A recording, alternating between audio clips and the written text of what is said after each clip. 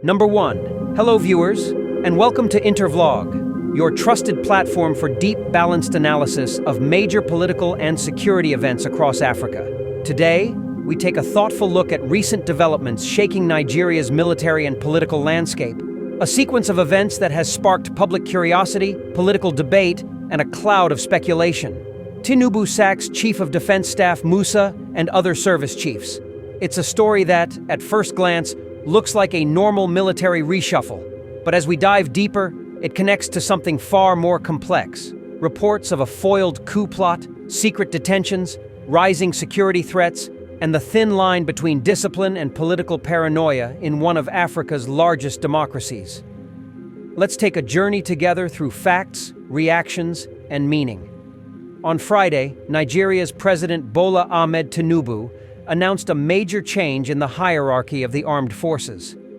A statement by the president's special advisor on media and public communication, Sunday Dare, read, "In furtherance of efforts to strengthen Nigeria's national security architecture, President Tinubu has approved changes in the hierarchy of the service chiefs." With immediate effect, the president appointed General Olufemi Oluyede as the new Chief of Defense Staff, replacing General Christopher Musa, who had held the position since 2023. Major General W. Shaibu became the new Chief of Army Staff, Air Vice Marshal S.K. Aneke, the Chief of Air Staff, and Rear Admiral Arber Abbas, the Chief of Naval Staff. The Chief of Defense Intelligence, Major General E.A.P. Undiendai, retained his post.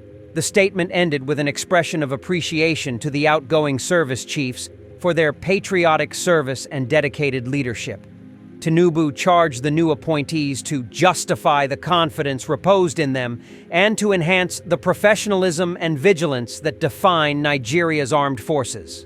All appointments, as the statement emphasized, took immediate effect.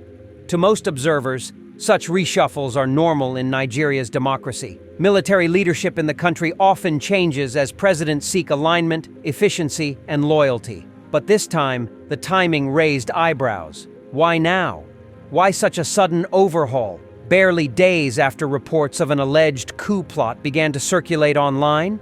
One day after the announcement, the Director of Defense Information, Brigadier General Tukur Gusau, issued a statement dismissing rumors of any coup attempt. He described the circulating reports as intended to cause unnecessary tension and distrust among the populace. According to Gusau, the October 1st Independence Parade cancellation that triggered suspicion was purely administrative. He explained that the president had to attend a bilateral meeting abroad, and troops were also being redeployed to sustain ongoing counterinsurgency operations. However, the denials didn't seem to put the rumors to rest. Nigeria's media space, vibrant, vocal, and often divided, lit up with speculation.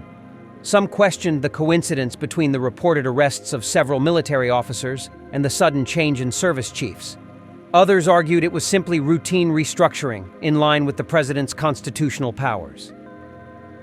Intervlog, Parable in Pidgin. As we say for Nigeria, if goat dey shout for backyard, e fit be say, e see snake. Meaning, when there's sudden noise or commotion, something unusual might be happening. English explanation. In essence, people tend to suspect there's more to a story when events happen suddenly and without clear explanation. According to multiple Nigerian outlets, including Sahara Reporters and Premium Times, at least 16 officers had been arrested and detained by the Defense Intelligence Agency, DIA, over an alleged coup plot. These reports, which emerged just before the sack of the service chiefs, alleged that some officers attached to the Office of the National Security Advisor, ONSA, were being held in an undisclosed location in Abuja for several weeks. Families of the detained officers told journalists they initially thought their relatives had been kidnapped, because there was no official communication about their arrest or whereabouts. It's been 18 days since those 16 officers were detained.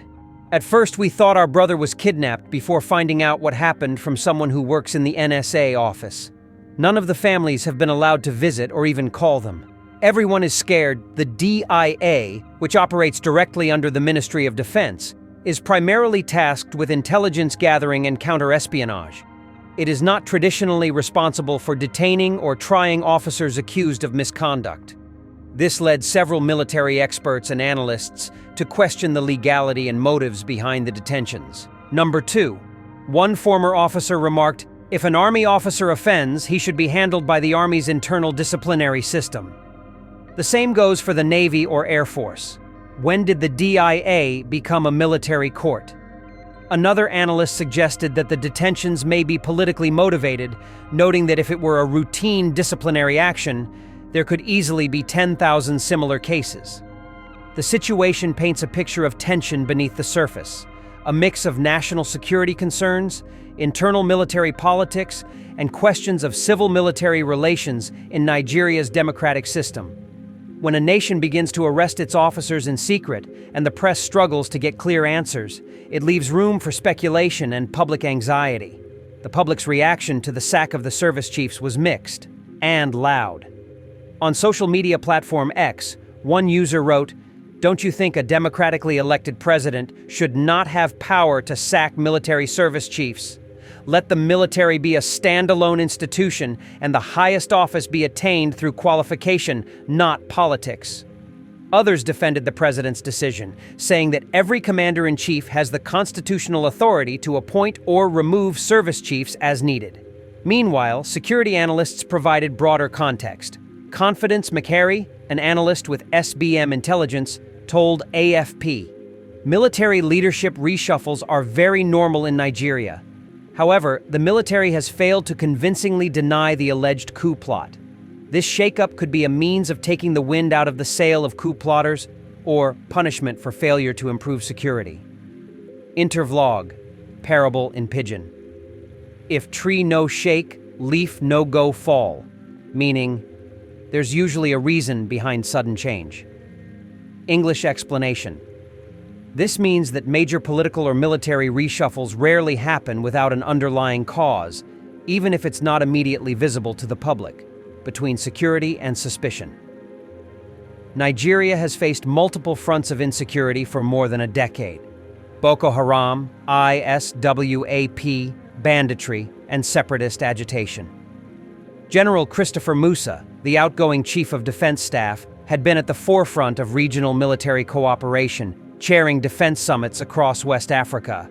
Under his tenure, however, insurgency continued in the northeast, while banditry and ping expanded across the northwest. By the time of his removal, public frustration with insecurity remained high. Yet, beyond the battlefield, the current moment raises deeper questions about the health of Nigeria's democracy and the relationship between the military and civilian authority. Throughout Africa, the past 5 years have seen a worrying resurgence of coups, from Mali, Burkina Faso, and Niger to Gabon. Nigeria, as the continent's most populous democracy, has remained stable. But the current reports of detentions and reshuffles suggest that the conversation about loyalty and control within the armed forces is still alive. The balance between civilian leadership and military obedience is delicate, and Nigeria's history reminds us why.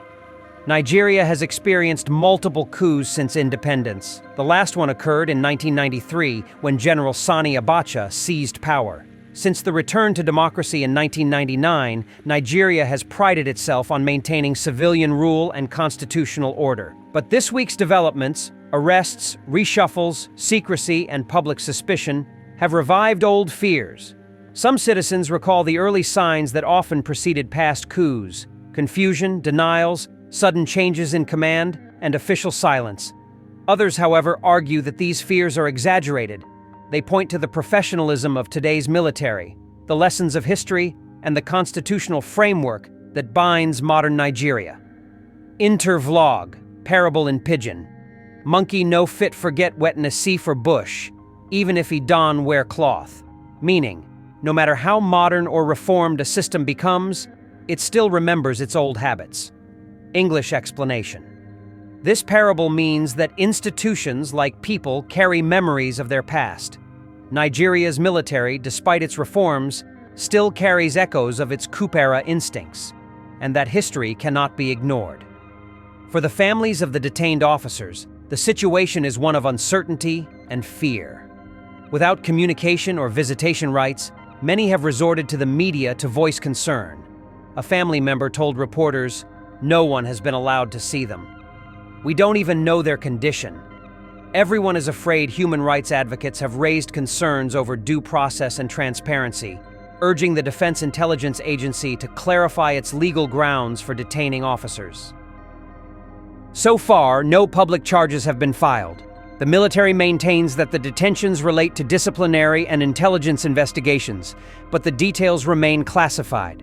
This situation underscores a broader theme: the tension between national security and transparency. In democracy, security cannot exist without trust, and trust is built on communication. When information is withheld, rumors thrive. Segment 8. Political context. President Tinubu's decision to overhaul the service chiefs comes at a sensitive time, just over 1 year into his presidency. His administration faces economic hardship, inflation, and widespread insecurity. In such a climate, public perception of control and authority becomes crucial. Analysts suggest the reshuffle serves multiple purposes: to reassert presidential authority, to realign loyalty within the military hierarchy, and to send a message of vigilance amid rumors of discontent. But critics warn that if political suspicion drives military reshuffles, it could weaken institutional confidence. Intervlog, parable in Pidgin. If Pekin begin fear in Papa, who go protect am from outsider? Meaning, if the soldiers start fearing the government instead of trusting it, national defense becomes shaky. English explanation. This means that mutual suspicion between civilian leaders and soldiers undermines unity and weakens the nation's defense against real external threats. Across West Africa, governments have struggled to maintain trust with their militaries. From Mali's transitional government to Burkina Faso's revolution, the story is often similar: soldiers feeling ignored, underpaid, or politically alienated. Nigeria's challenge, therefore, is not only about preventing coups, but also about rebuilding morale within its forces. Experts suggest that addressing welfare, promotions, and clear command structures could prevent future discontent.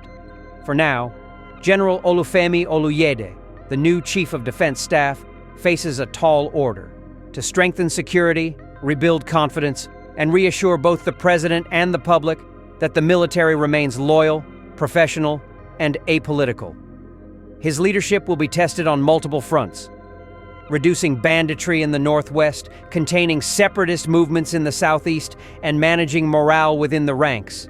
The situation invites all Nigerians to reflect on a simple truth: security is not only about guns and uniforms, it's about trust. Democracy thrives when institutions trust each other, when soldiers see themselves as defenders of the Constitution, and leaders respect the professionalism of the armed forces.